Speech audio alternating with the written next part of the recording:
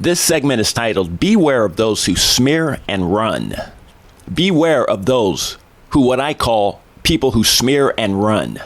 In other words, they smear you, they smear your name, they slander your name, they defame your name. But before you can respond, they hang up, or they just run, or they just vanish. They throw everything that they can at the wall at you, at your character.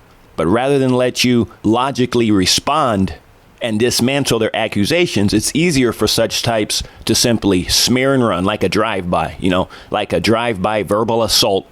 And then they just keep on going, don't give you a chance to respond.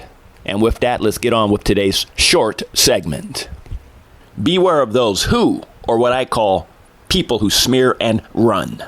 These are the types who will throw a slew of accusations at you, against you, and then before you can properly respond and bring clarity to their slander, they hang up and/or run.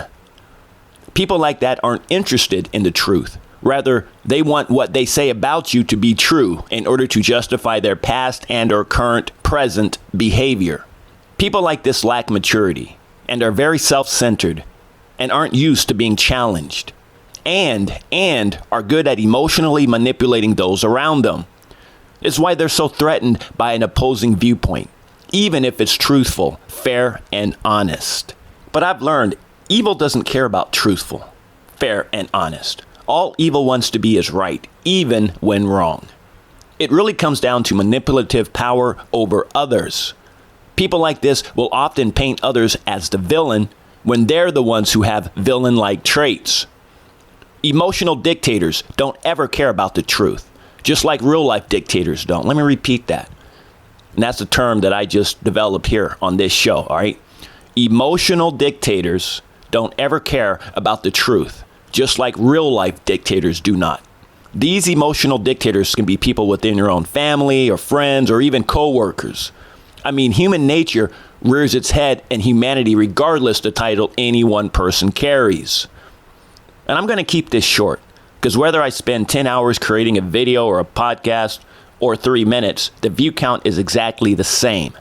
And remember this, people, the conversation doesn't end just because another person wants it to by using the smear and run tactic. Not here, it doesn't. And let me just freestyle a bit and say this in closing, folks. People who really want to know the truth, they don't smear your name and then run. Even if it's in front of another family member, that's how people create division, or they want to gain favoritism, but not through honesty or integrity, but they do it through the whole smear and run tactic. They will accuse you of being a horrible person or saying this or that.